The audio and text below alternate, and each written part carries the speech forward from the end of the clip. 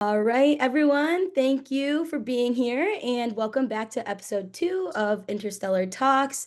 I am Anna and I'm here with Girell, Watts, Kane, and we are here talking with SJ. She is a team lead for the Communications Department. And yeah, SJ, on to you if you want to give a little short introduction of yourself. Yeah, sure. I'm from San Antonio, Texas. I'm a junior at Clemson, and I started working for athletics officially the beginning of my sophomore year, but unofficially second semester of my freshman year because I was just shadowing for that. Yeah, But yeah. Awesome. Nice. Well, we are going to head into some questions that we have for you. So I'm going to start us off here. So just kind of general at first. Do you want to just describe your position a little bit more and then your favorite thing about the position that you currently have? okay. So as a team lead, I run all of social media for soccer in game, but out of game, that's the graduate assistant that does that. I also take pictures at practice a lot of the time.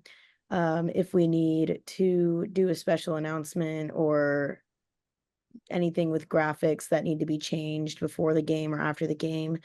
I'm also the first one that the GA goes to when they aren't able to do something. So, for example, this weekend, soccer plays away at NC State, and my student apprentice, which is the position below me, and my GA, which is the position above me, are not going to be there. So I'm running the whole thing.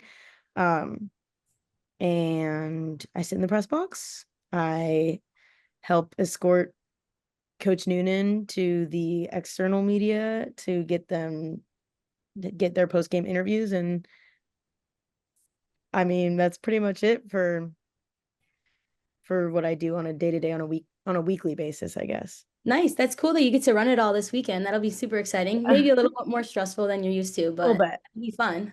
Yeah. And then just one more question from me. What have you learned through your past experiences? It could be through like Clemson or any other job you've had in the past that you were most excited to learn or that you could see yourself wanting to do in the future, like post graduation. I know you are junior, but still. Um,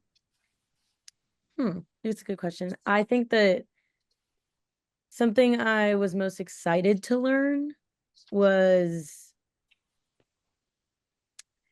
I think it's kind of like nerdy and looks stupid, but Probably I guess not. the workplace environment rather than anything else, because I kind of had already been doing video and photo and social management before I came into anything. And it was more so actually experiencing a real work environment where we are in an office and there are people who work full time here that are that I'm like talking to. Yeah.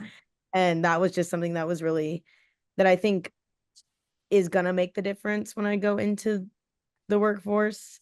Uh, Whereas you can teach yourself how to edit, you can teach yourself how to do video. It's more it's really hard to teach yourself how to network and how to speak to other people in a way that gets you what you want and you way that expresses your ideas, which I'm not doing a very good job of right now, but No, you're good. but yeah, that was definitely something that I was excited to learn, and also I'm going to take into the workforce. And working as a team definitely is a huge part of something that I'm going to take into the workforce because it's very difficult. That in Clemson is a lot easier than in past jobs that I've had. Okay. So yeah, but working as a team and being a unit and everyone doing their own job in order to get one product and this one common goal. Cool. Well, thank you. Now, Watts, you can go ahead and ask your questions. Hi Sophie, how are you? Um, I'm I was wondering, how did you get started as a photographer and videographer? um I was this is so stupid, but I it started as editing. Uh, I started like playing around with editing when I don't know if y'all know, but like when we were in like I was in like sixth grade, like middle school. and all of those like Stranger Things edits started coming out and like all over Musically and stuff. And I was like, oh, that's cool. I want to try and learn how to make that. So I taught myself how to edit for those reasons. And then I was just editing stuff like family trip videos and stuff because my mom liked it and she was like, this is so cute. And then my cheer coach, I was a cheerleader in high school, was like, we need someone to edit a video for a like competition that we had. And I was like, I'll do it. And then I did it. And then she was like, do you want to be our publicity officer and do this the whole time? And I was like, sure. And then I started to really experiment with video mostly. I actually didn't pick up a camera for photos until I came to Clemson. I was mainly just a video person and I did a lot of editing. And then I joined we started, I was one of the 3 people who started my sports media program at my high school so that we could start like teaching other people how to do that and do it first for sports at my high school. And Mhm. I did a lot more video then, a lot more production because we really did like staged media days type hype videos. Um, and that was really fun, but really just sort of experimenting and teaching myself at the beginning and then using resources like other people, other like peers or even teachers to help me figure out what I'm doing. That's But cool. yeah.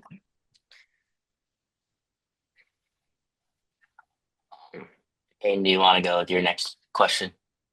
Yeah, definitely. So you're around social media a lot, and personally, I'll see some things that I really don't like. I'm a big football fan, and the way that some teams will post about football are like, it really annoys me. So I was gonna say, like specifically with soccer, are there any ways that people will like leverage their social media, or are there only like posting types that kind of like annoy you, or like narratives that people push, or anything like that? Well, I think it's really different when it's a college team compared to a professional team because the professional team will be normally its own standing organization, whereas we are a athletic department and we have to reflect and use everyone. It's kind of the same tone, like overriding tone. Every team has their own like voice when they're posting, I guess.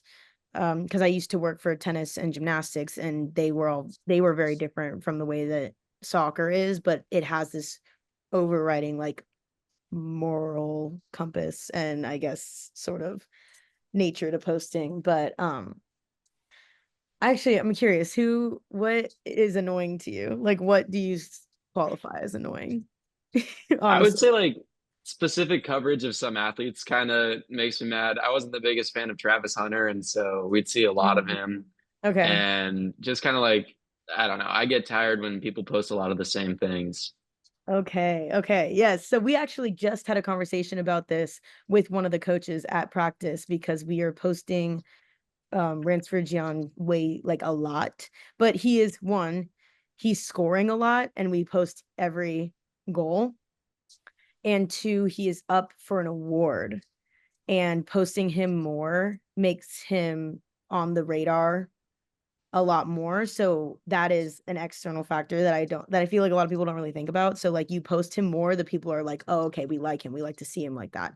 But also it is something that we had to talk to with the coaches about getting the other guys out there. And I don't know if you saw, we posted a bunch of I think it was almost everyone on the team, some footage from media day where they were talking about their hometowns and it was each individual player by themselves being able to talk about where they came from, trying to sort of diversify that and not have it all be Ransford. Even though he is really good, he deserves the attention.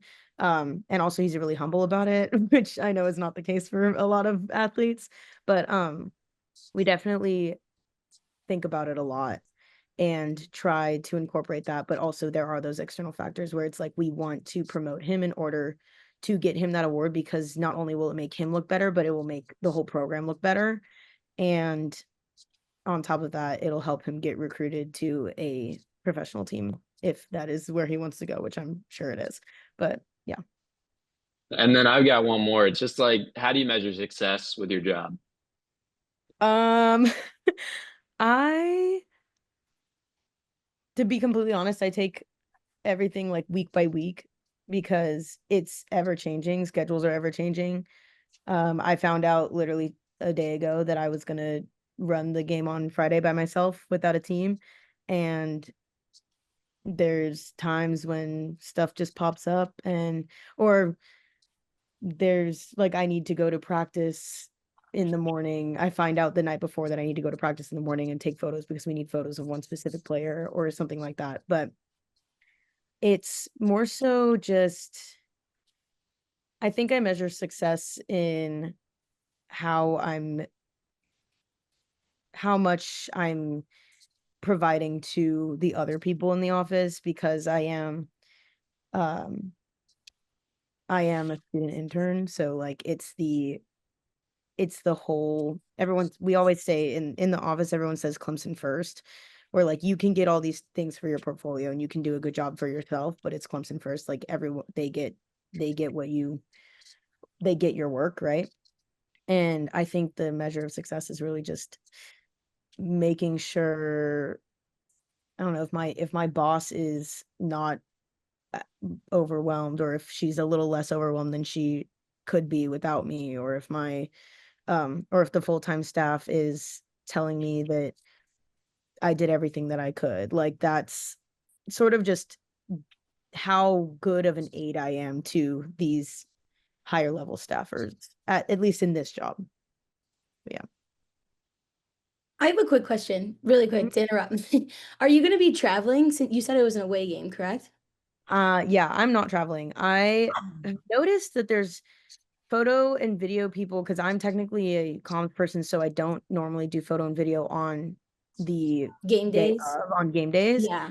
Um, but I'll run socials and they'll get the photo and video people to travel because obviously they need the footage, but um the comms people they have stay back because one, they can't pay for everyone to go, and two, because school comes first. That's another thing. They say Clemson comes first, but then they say school comes first because we're technically students still. So um yeah, they don't want to take us out. Also, they sometimes they don't even bring my boss out. They don't even like fly my GA out there Oh, either. wow. It's all stuff that can be done from here.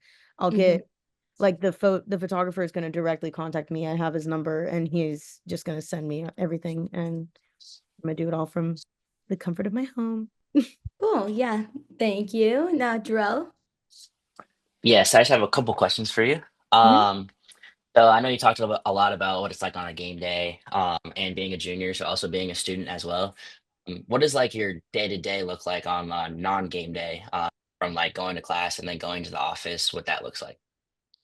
Okay. Well, normally I'll try to go to practice on Monday or Wednesday. I like to try and give myself Friday off.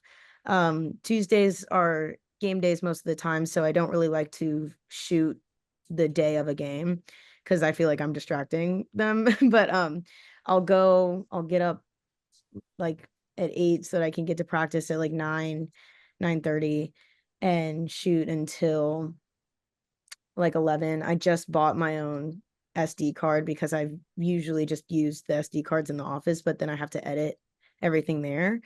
But especially if I want to keep certain photos, but I bought my own SD card so that I can just throw it in and shoot for longer and then edit like later. Um and then I'll go to I have class at like noon because I knew that soccer has morning practices, which helps. Um have then I go to class and I'll edit in and out. I'll do all my student stuff normally. And sometimes I'll be in the office for usually it depends on how each GA works because I had a different GA last year and different sports. And normally you're in the office a lot more in the off season than you are in season.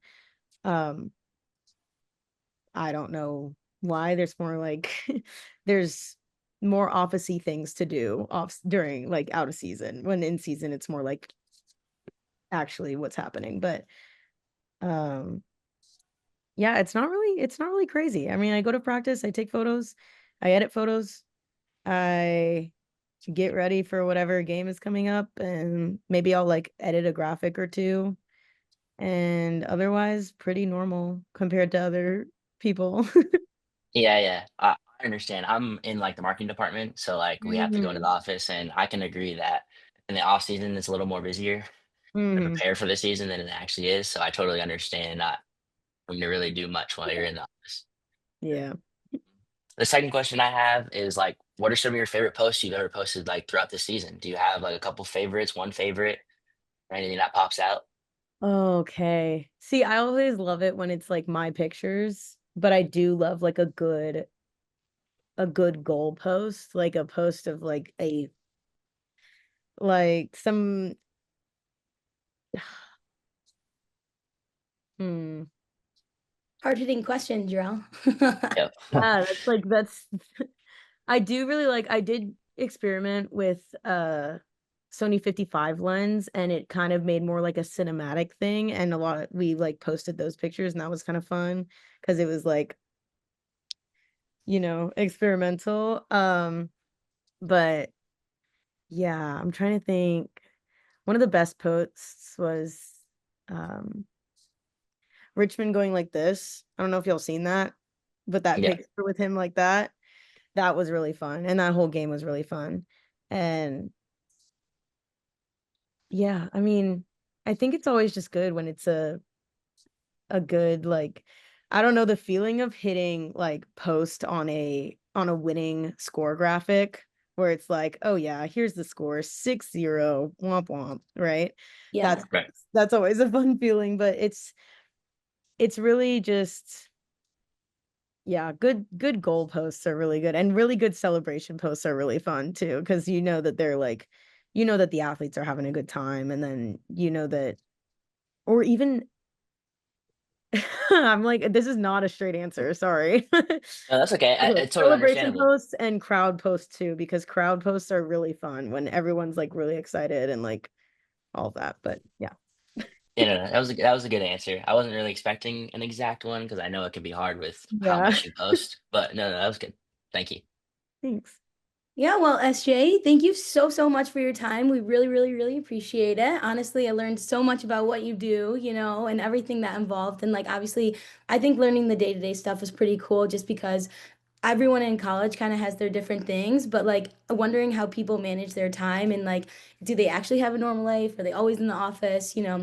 It's always Yeah, curious to hear about. So thank you so much for taking some time out of your night to sit here with us and answering all of our questions. of course. Thank you for having me. Yeah, of course. Today we're going to be talking about soccer broadcasting and storytelling. Girell, you want to get us started? Yes, I do. So soccer, I know may not be as much of a popular sport throughout the media, more so. So, like, how much more challenging do you guys think it is to cover soccer, whether it is just like broadcasting or the social media side of like that narrative? I can start us off here. I think that like focusing on more broadcasting than narrative first. I think the field is very big, so when they're like just running around and like dribbling, it's hard to maybe uh, like not pass the time. There's a word I'm thinking of. Like fill the airtime when like not many big things are going on, just because the field is so big. I think they have to do a lot of like kind of being like talking about other things while the game may be going on, because as like one player is just like if one team is just passing it around before it gets a little bit more interesting. Also, personal bias, I don't watch soccer that much, so I don't have as much knowledge as I should.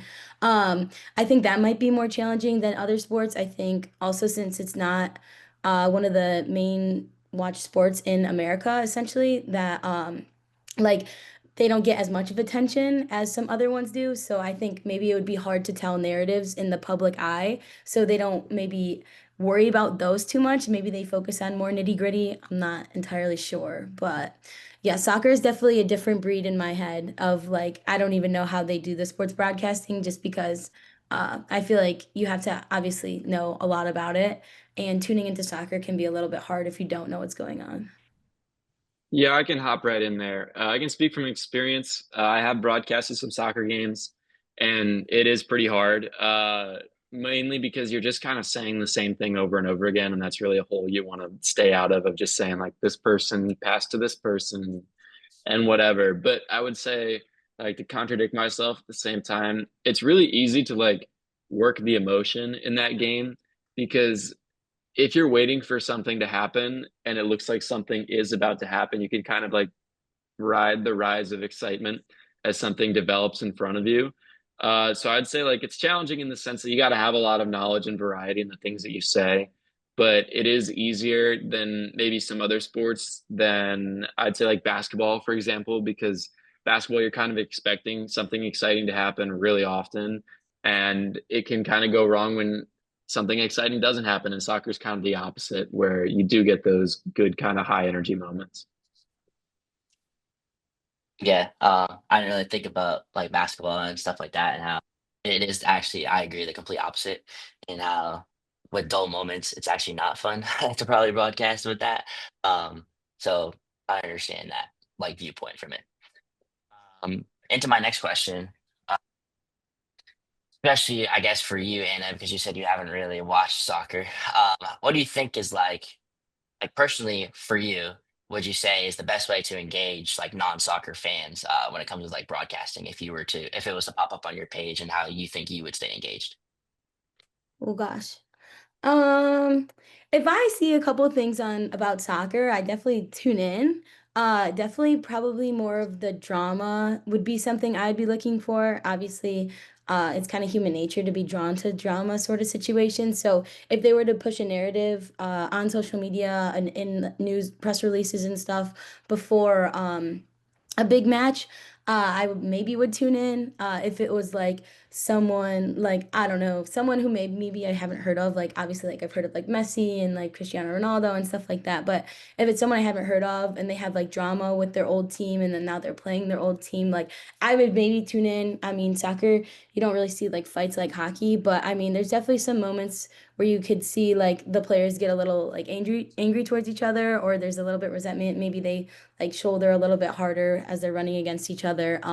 So maybe pushing a narrative, I would be something that I would look into. But pushing a narrative that's more drama related rather than like awards. Like if someone's like about to, they could hit their 100th goal or whatever. Whatever would be a good high remark for a soccer player professionally. Yeah.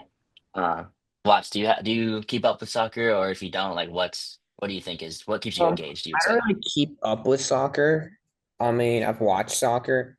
I mean, I if I had to pick like a favorite type of thing to do in soccer, I mean, I love when there's like more excitement, like what Anna was saying. It's like very dramatic. So like when someone gets like, when like the penalties happen, they like, or like someone gets like, someone does like a slide tackle, they act very dramatic. Like they feel like I mean, they are obviously hurt, but you never know. Like they could just be like, um I just find it like that's my perspective on it. Yeah, I could hop in here with a bit of a weird answer. Not I really a think like big a big soccer problem watch. is that everybody is like, I don't know what's going on in soccer, and so they'll watch it and they kind of get turned off from it. I think we should just broadcast it all in Spanish, because then at that point, like we're all in an equal understanding. Um, and I don't know if you guys have ever heard any like Spanish broadcaster clips, but they're awesome. Yeah, Yes. they are Those very. guys, I those mean, I'll guys will be watch it when like screaming. the Cup comes on and stuff, but like if I can't just watch a normal soccer game without like unless it's like the Olympics or something. Yeah. Yeah, it is pretty electric, I'd say. So that's all I have. Watts, I'll pass it on to you if any questions that you have for today. I've a question about storytelling actually. So, whose storytelling do you feel like is more effective when it comes to covering sports? Feinbaum or McAfee? Tough question. Like, how does storytelling help fans be more connected to sports? Like, does Feinbaum do it more or does McAfee?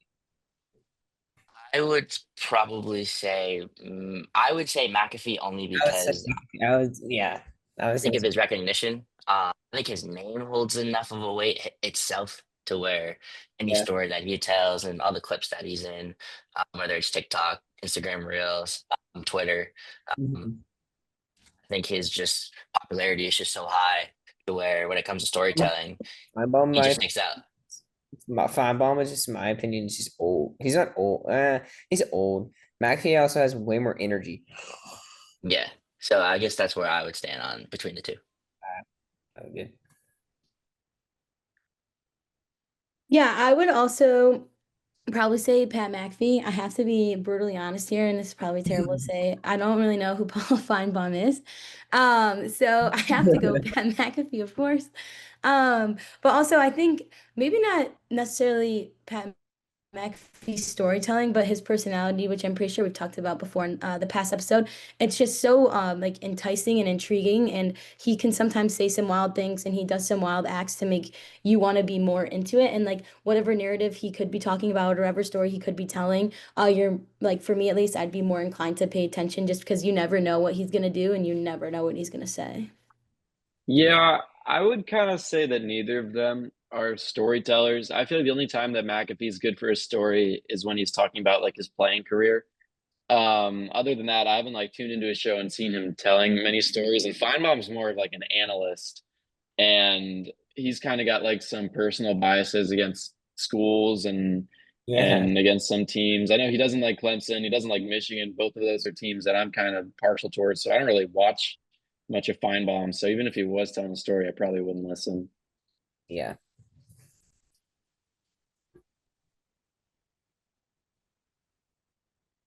All right, Watson. Then if you're You can done, go. Yeah. I can move into my question. Mine has to do with broadcasting, and it's kind of something we've been talking about. I was watching the Miami Dolphins versus the Carolina Panthers game, Oh and yeah. they had Eric Collins calling that, and he's the Yeah, that's Hornets radio perfect. announcer. And what he's really known for is like being over the top, energetic all the time, and kind of screaming at anything. And I was just saying, would you guys prefer that as opposed to like classic 2010s Joe Buck, who's a guy that just kind of keeps his head and gives you the essential information and nothing else? I'll let you Uh, guys handle this one yeah. because I don't know. Answer. Okay. Watts, would you like to start? Yeah, I let Ken saying I don't what's the guy's name again? Eric Collins. I didn't know I don't know his name. I know who he is though, because like when I watched him, he just like for him to be a Charlotte, like from Charlotte, he like energized for both teams, which is like it's good that he wasn't biased. But yeah, I was watching that. That game was insane. The way he just kept on saying stuff and like he was like waddle and all this stuff. It was just really funny. Yeah, I'm gonna jump in here on this one. So I would say like Eric Collins would be good for He brings more energy. local teams. Yeah, I'd say for local teams, it's like good for that, and the is clearly shown there. Um, I would say overall, as a broadcaster, me personally, I would feel Joe Buck is better because I just like the more essential stuff.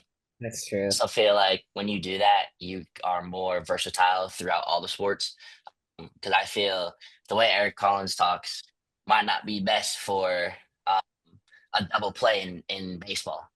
Um, I just think it's very niche for the way that he announces, and I would just prefer the more essential stuff. But I think electric type broadcasting is useful for like local teams or maybe being on the local broadcast. I think is key to keep their fans engaged. But yeah, just personally, I would just prefer. Yeah, and for you, I've got, I don't know if you're going to be able to hear it, but I Oh no. just pulled up him from the NFL game.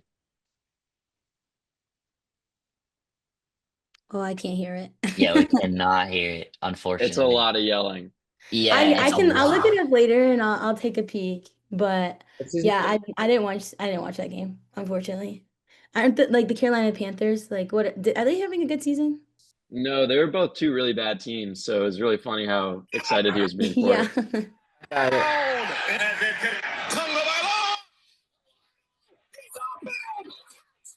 Oh yeah, he's yelling. Yeah, He's yelling. and this even the sound barrier right there, you can barely hear it because he's Yeah, but you yelling can still so hear the loud. excitement. Yeah, Yeah. so funny. And would you like to go with your set of questions? Yeah, I can go for that. So Just curious your guys' opinions. Do you think that broadcasters change how they deliver their stories or like the narratives based on the sport? And if they do, why do you think that? Oof. I can start. I would say, do I think they change it? Yeah. I'd say some do. Um, I feel like some maybe like we'll use Joe Buck for example, because we were just talking about because he's a more necessity guy. I would say someone that's consistent like that doesn't really need to change because it's just what he does. And he doesn't really like with the big plays, he'll call out the big plays, but the small plays, he might not necessarily like dig deep in them. And I think that's okay. And he does that for all the sports, no matter what sport he's on. So I feel if your consistency is like that, you don't have to change. But I think someone, uh, Pat McAfee, if he was going to broadcast a game, he would change it based on what sport he was broadcasting for. Um, and how they deliver the type of narratives with a player's story, whether or not it's like a sad story and how they got into the sport they got into, or just a player's history. I feel you would have to change it because it's a different type of moment in the game. Um, I feel some do that aren't consistent, but if they're consistent, they don't really have to, and I don't think they normally would. Yeah, I don't think that they necessarily change the way that they deliver it, but I think the narratives change not based on the sport, but based on the game, because I think that's how quickly something can evolve and change. Like if you're narrating or like broadcasting like a week two versus a week three game, it can be like a team that had a hot start versus a team that got shut out last week. And so those are the things that can really change. But I think like that style wouldn't change if you were talking about baseball versus football or something like that. For sure. Yeah, and then I got one last question for you guys. We talked about it a little bit earlier, but are you guys more likely to tune into a game if there's like a big narrative already out in the media? Even if it is like a sport that you don't normally watch or care about, would you like, since if it's a bigger story, would you tune in? Yeah, definitely. That's Like my that's the reason yeah, why I like watched the World Cup or the NFL preseason. I wouldn't care otherwise if there wasn't something I was tuning in to watch other than the sport. yeah, I would do that the same because like I don't really watch soccer unless like the Olympics come on, but if there's like something important with it, I'll watch it. Do you watch like the NFL preseason to see like how the rookies are gonna Yeah. play and like how they're acting in a professional setting? Yeah. Like I was watching I watched Dart, Jackson Dart the whole play all the whole preseason. Then I played who else did I watch? I watched Shadur a little bit, but they didn't really play him much. But it's definitely I definitely watch it way more because like the rookies and everything bring more like 'cause I'm a Jaguars fan, so I was really uptight with watching Travis Hunter and stuff. So when I was watching him in the preseason, Yeah. I'd say it's kind of harder for me because I like pretty much everything. yeah, I'm not saying that like I literally like everything, but I quite literally do. I watch international soccer, hockey, baseball, football. Um, Sometimes I'll watch just even MLS soccer here. It's not just international. So I think I'm that's already just big into the sports already. So it's not really a narrative that would draw me into the game. I'm already going to watch it. mhm. My But another I do sorry. say it just like get more engaged in the game. Go ahead, Yeah, Watts. another sorry, I didn't mean to interrupt. Another one about what you said about something that's like important or something on like I don't ever watch UFC ever. But like when there's something randomly like the Jake Paul fight that randomly comes on, I'll watch it. But I wouldn't like put anything like I wouldn't put like money on it or anything, but I would just watch it just because it's actually some that's like an entertaining event. But I've only watched that's the only times I watch UFC when there's like something actually when it's been talked about, I'll be like, oh, this seems interesting. I'll turn it on. Yeah, think UFC is easier too because they have championship fights every Yeah. other weekend. So I think that's pretty valid. But that is the end of today's show that we have. We appreciate you guys tuning in here with Watts, Kane, and Girell and myself. Um, we had a gregreat special guest of today. Really looking behind the scenes of what it was like for a lead at the athletic communications department. And we'll have another special guest next week for us. We're excited that we're moving on to week 3 already. Can't believe we're already past episode 2. We've got a couple more left. And we appreciate your guys' time.